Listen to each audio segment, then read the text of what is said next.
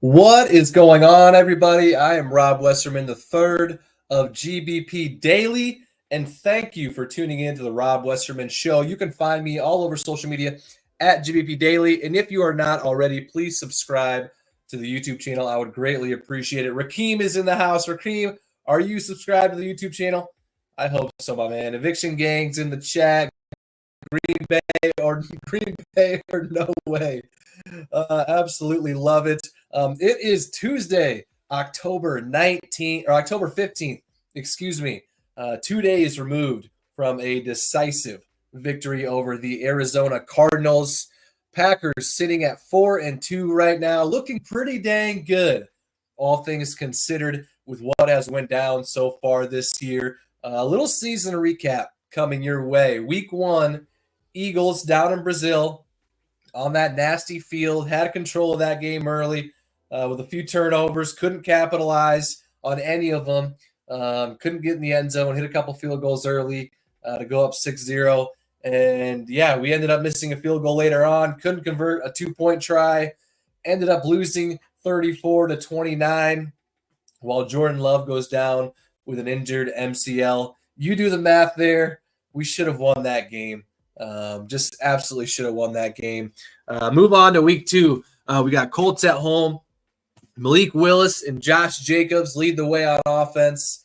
Meanwhile, our defense holds it down and allowing just 10 points and just 3 points up until late in the fourth quarter. Packers win that one 16-10. Moving on to week 3, Packers Titans. Some thoughts that their Jordan Love would return. Maybe would have been back by that game, but instead it is the Malik Willis show 2.0, and he went off, had a touchdown in the air, 73 rushing yards, and a touchdown on the ground as well. Packers win that one pretty easily, 30-14. Then comes week 4. Vikings come to Lambeau Field, the first divisional game of the year. The return of Jordan Love. We get down 28-0 early. Looks pretty ugly all around. Missed field goal, couple interceptions from Jordan. Jordan didn't look very good, at least in that first half. Climb all the way back. Almost complete the comeback, just falling short by 2 points, losing that game 31-29. And as I might add, Braden Narvison missed 2 field goals in that game. You do the math there as well. That 28-0 hole just ended up being too much. 2-2 at that point, and then you fast forward to a week ago, we headed out to Los Angeles to take on the beat-up Rams team. That ended up being a little closer than what it should have been, but we snuck away with a win, 24-19, and Tucker Kraft leading the way, 88 receiving yards on 4 catches, and then obviously 2 touchdowns, 3-2 at that point. And then obviously this past weekend, which we all remember pretty well, the Packers hand the Cardinals a loss with a win 34-13. Not too shabby. Sitting at 4-2. I'd say that so far through 6 weeks, the main negative takeaway is the kicker position and the missed field goals week after week. You could make a case that, sure, those 2 missed field goals in the Vikings game is what separated us from winning and losing, or the missed field goal in week 1 forced us to have to go down and try for the Hail Mary at the end of the game instead of just trying to get into field goal range. But regardless of the way you look at it, we've got a kicker problem, which is never a good way, a good problem to have. Let's hop in the chat here. And as always, if you want to be a part of the show and ask some questions on air, give me a call on the Nicolet Law hotline. Numbers on the screen, 319-242-2332. I'm taking calls right now. You give me a call when I answer it. Let's chat some Packers. Be a part of the show. I'd appreciate it. Jesse starting us off this morning. What are your thoughts on Braden Narvison?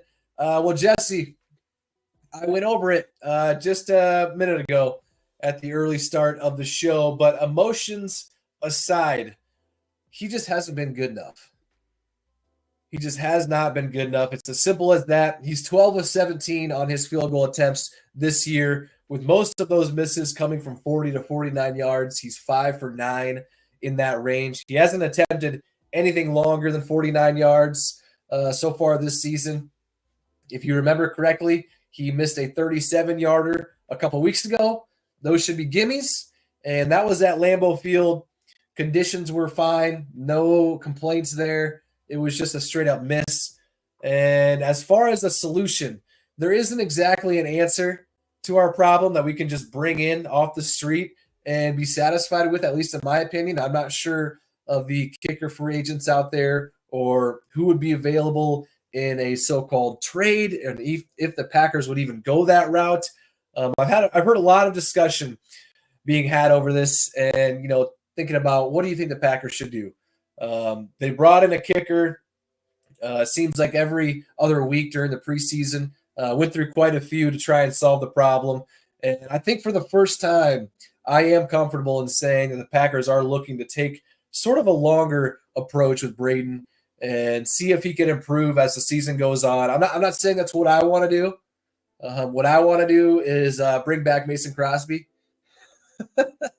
But yeah, seriously, I think the Packers are going to stick with Narveson and see if he can improve over the next few weeks. Give this unit some time to gel. Give Braden some time to kind of settle in. And I know it's been 6 weeks, and that is, at least in my opinion, a long time to kind of see if he's the guy or not. But he is a rookie. And yeah, I don't know. I think he's our kicker moving forward. And unless he has a few meltdowns, I don't see a move happening. So if anybody in the chat has any other suggestions, shoot them my way. Shoot them to 1265 Lombardi Ave. I'm kind of at a loss for words as far as what to do at the kicker spot. Yeah, it's tough. A kicker problem is never a good problem to have. It is seemingly our only problem, kind of. Our pass rush isn't the greatest, but we've faced a few running quarterbacks to where I can kind of give them a pass, say, this last week. And I think that obviously the main focus was to keep Kyler in the pocket, and they did a great job of that. And I got a question about Rashawn Gary, and we can dive more into that here in just a second. So, yeah, as far as Braden Arvison goes, Jesse, my thoughts are just kind of a blank headspace, really. Not sure what the Packers should do, not sure how I should view the whole situation. What I think they're going to do is probably hang on to Arvison for as long as they possibly can and stay away from the evolving doors of kickers coming in and out and see if he can improve. So hopefully he can improve, and this won't be a conversation come week 10, week 17, week 18. Gosh forbid a conversation in the playoffs. I don't want to go there. It's too early. A lot of people are saying, what if it costs us a game in the playoffs? Well, if that indeed does end up happening, then I think a lot of us are going to be pretty pissed and heartbroken at the same time. But that's a long ways away. It's only week 7 now. So hopefully he can get it under control, start nailing some kicks. And there is a positive. He's not missed an extra point this year. So with Anders last year, we were missing extra points left and right. The worst thing that happens, at least as far as last year, was going down the field, scoring a touchdown, and all of that hype and excitement being sucked out from Anders missing the extra point. And then, you're just thinking in the back of your mind saying, hopefully that 1 point doesn't come and bite us in the butt later on in the game, which situationally it did at times. So here is to Narveson getting better, and hopefully we're not going to have to make a move at the kicker position because the options aren't great out there, at least the ones I've seen. Eviction gang, what's going on, Rob, my brother? All we need to do is maintain the run and keep everything in front of us. Love you, brother. Green Bay or no way. Love you too, my man. Good to see you in this chat this morning. 7:18, you're up and at it early. I've been up and at it early as always. Darrell Rakeem's in the chat. Our next 2 games are Texans and Jaguars. In my opinion, we are winning both. The Jaguars currently suck. No disrespect to Jacksonville fans. Yeah, Rakeem, those guys down there in Jacksonville, that's tough. You know who they don't have it as bad as is Browns fans. I'm not going to get into that a whole lot because I don't really know a whole lot about their situation other than it's awful. And yeah, Jacksonville's not too far behind as far as they drafted their quarterback number 1 overall. He seems to be good. I always thought Trevor Lawrence, similar to Justin Herbert, the perfect prototypical type of quarterback, that could, tall, can stay in the pocket, make some pretty good throws. But I couldn't name, I can name Travis Etienne. I couldn't name very many offensive players for the Jaguars. And that's probably their most problematic thing is they don't have a whole lot of playmakers. And yeah, they're not looking good. So hopefully they stay not looking good when we go down and play them in a couple weeks. So Rakeem, thanks for hopping in the chat, my man. Good to see you. I hope you have yourself a great Tuesday. Footy, score more touchdowns. Yes. That's the solution, right, to the Braden Darvison problem. If you don't want him to miss field goals, then don't settle for any and score some touchdowns. He's hitting his extra points. So, yeah, that is a great solution. Reminder, I'm taking calls right now. Be a part of the show on the Nicolet Law hotline. Give me a call, 319-242-2332. I'm taking your calls right now. Rakeem, what are you doing? Give me a call. Let's chat some Packers football. Let's talk about the win on Sunday. Let's talk about our expectations for this upcoming Sunday against the Texans. They're 5-1. Probably the game of the year so far between two matchups. Two good teams, two young quarterbacks who kind of have a chance to be the face of the league here moving forward in CJ Stroud and Jordan Love. So give me a call, Nicolet Law hotline, 319-242-2332. I'm taking your calls right now. What else we got? Yosef, any concern over Rashawn Gary? Well, I definitely would have imagined that by now he would have had at least one sack, which unfortunately is not the case. Last week, you could clearly tell that the emphasis was to keep Kyler Murray in the pocket, prevent him from hurting us on the ground with his legs. And yeah, they did a fantastic job of doing that, holding him to just 14 rushing yards on 7 attempts. So 2 yards per rush, which I think he was averaging around 11 yards per carry coming into last Sunday's game. So yeah, that was great. And I can kind of give the whole pass rush a pass as far as last weekend goes. I don't think we had any sacks against the Cardinals. And I'll take no sacks if that equals Kyler not being able to rush pretty much at all during the entirety of the game. So, yeah, I don't know. So far, obviously disappointing with Rashawn, but I hate to keep going back to the plan on defense, or at least the plan that I think they're having on defense and trying to keep the quarterbacks in the pocket. They tried to do that against Jalen Hurts, did a pretty good job. Did the same thing the week after against Anthony Richardson in the Colts. And then, yeah, against Will Levis, against Sam Darnold, against Matthew Stafford, no sacks. And I know we had a bunch of sacks against the Titans, and that was great. Man, sacks come in bunches is what I keep being told, and that is true. But, yeah, Rashawn hopefully can get it going this weekend along with the rest of our pass rush against CJ Stroud, because we're going to need it. You can't let him sit in the pocket all day and pick us apart, because he will. He's a special, special talent. And probably, let me think. Yeah, he's probably the best quarterback we're going to face. We'll have faced so far through 7 weeks. So we're going to need Rashawn. We're going to need those guys on Sunday. Hopefully Rashawn can notch his first sack of the year this Sunday. What else we got? Armin. Hope you had a great time at the game. A fun one to be at. Shout out to all you do. Appreciate you, Rob. Armin, thank you for the kind words, my man. I had an absolute blast at the game. Thank you for that. I've never gone to Lambeau Field and not had, the best time of my life. I mean, I've said it over and over. There's nowhere I would rather be on the face of this earth than at Lambeau Field on a Packers game day. Nowhere. Not on a beach in Hawaii, not anywhere. I would rather be at Lambeau Field on a Packers game day than anywhere else in the world, and that was the case on Sunday. I had an absolute blast. Crowd was rocking, raining a little early, and in the second half, the sun started to come out. It was a beautiful day for a Packers win. Then after the game, hit up Sammy's over on Oneida Street, had some victory pizza. All is right in the world, you know? So, Armin, I appreciate you, my man. Eviction Gang, our kicker, knows what he has to do or he will be out of a job. Green Bay or no way. And don't worry about the front line. We are winning. The things will come together down the stretch. Please, Green Bay. Eviction Gang, I love the mindset, my man. You kind of bring everything back down to earth here.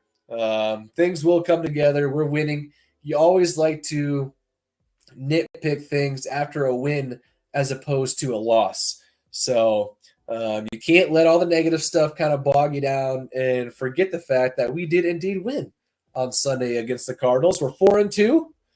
Jordan's missed 2 games, and we're still 4-2.